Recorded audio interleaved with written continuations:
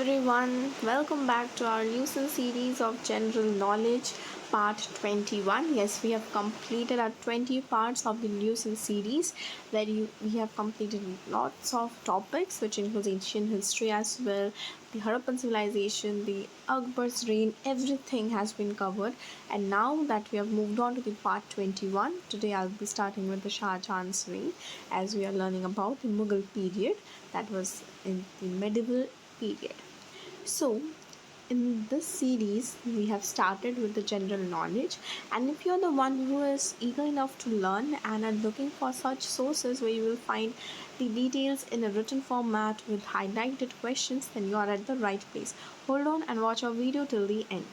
So, we'll start with the Shah Jahan's reign. Let's start. That was during the 1628 to 1658. So this is the time period that you can expect questions from. And what was his mother's name? His mother's name was Jagat Gosai or Jodhabai. That was the daughter of Raja Jagat Singh. And he had ascended the throne in 1628 after his father's death. He was also known for the Deccan and foreign policies. He had good such knowledge regarding that.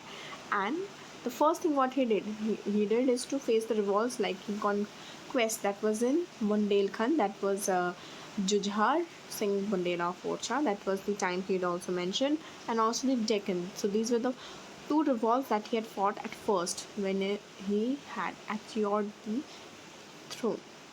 Then after 3 years of his accession, what he did, his beloved wife, that was Taj Mahal, she died in 1631. So in order to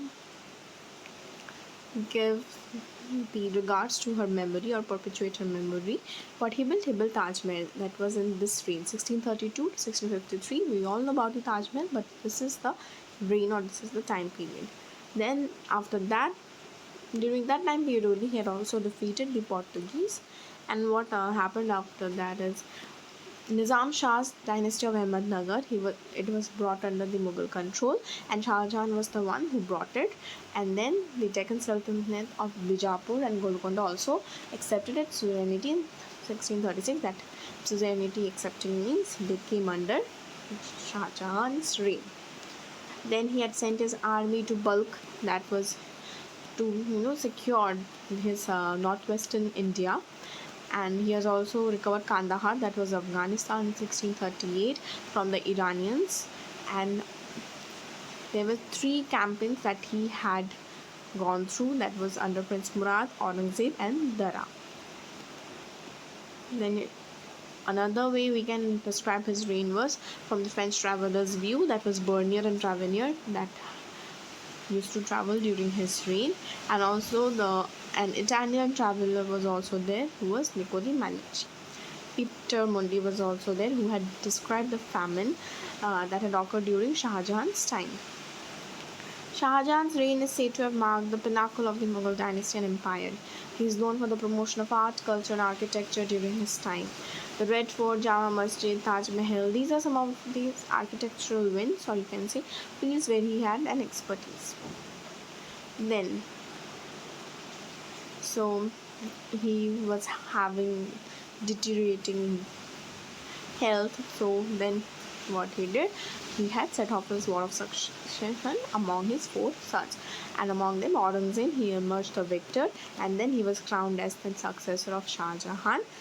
But what happened after that, history changed, things changed. He was the one who was imprisoned by his own son, that was Aurangzeb, and where in the Agra fort. And then under his captivity only he had died, and then he was buried at Taj, Agra. So this was all about Shah Jahan and his reign, his history. So these are the war of succession that he had fought.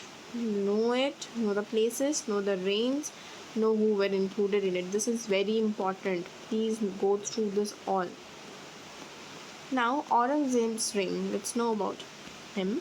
It was 1658 to 1707, and he had defeated Dara at Dharma, that was Samugar, and also Devrai, in which Samugar was the decisive one and Devrai was the last one.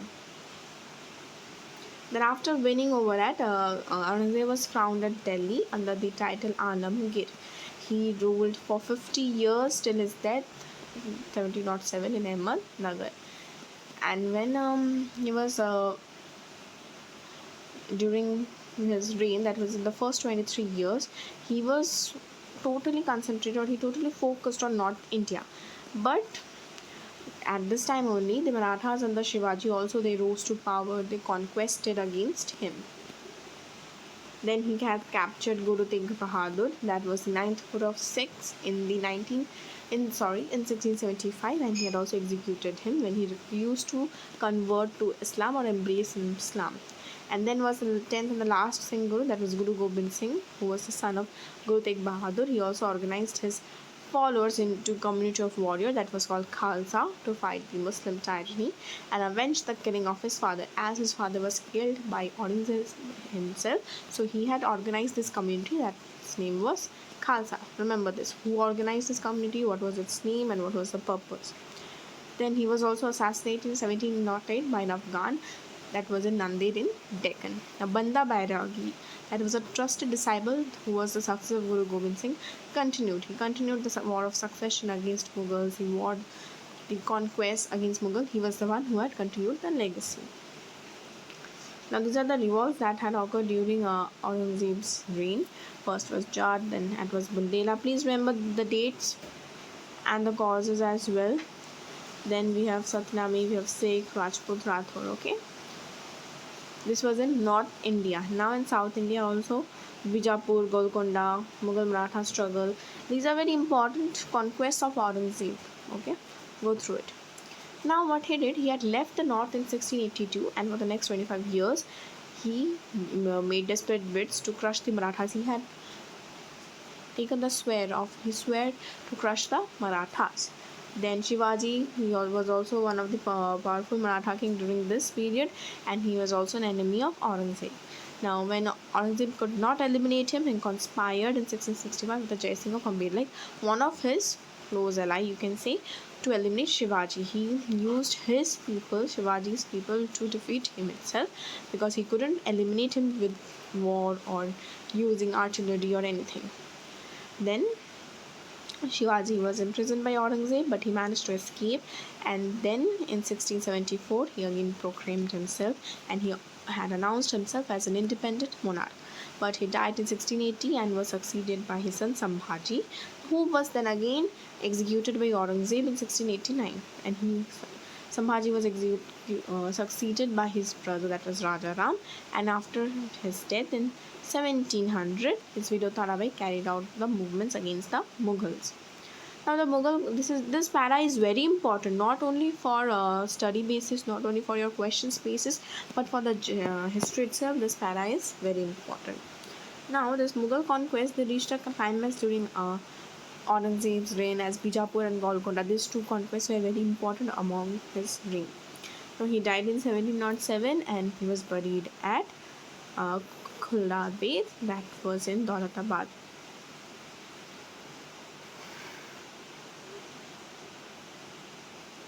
Now he was also called Zinda Pir, the living saint. The diya was also reintroduced. However, the Hindu Mansabdar, they maintained their high proportion during his rule.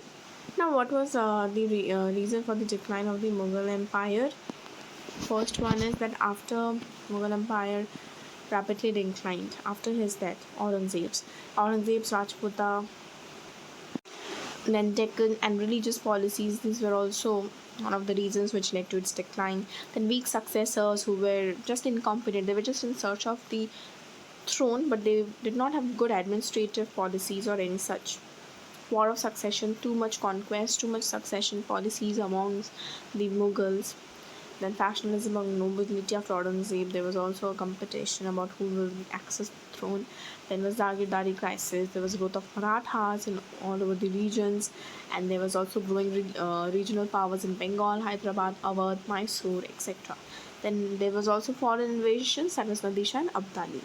And finally, the British conquest of India, that was East Bengal's company, that East India Company that came into India with its advent.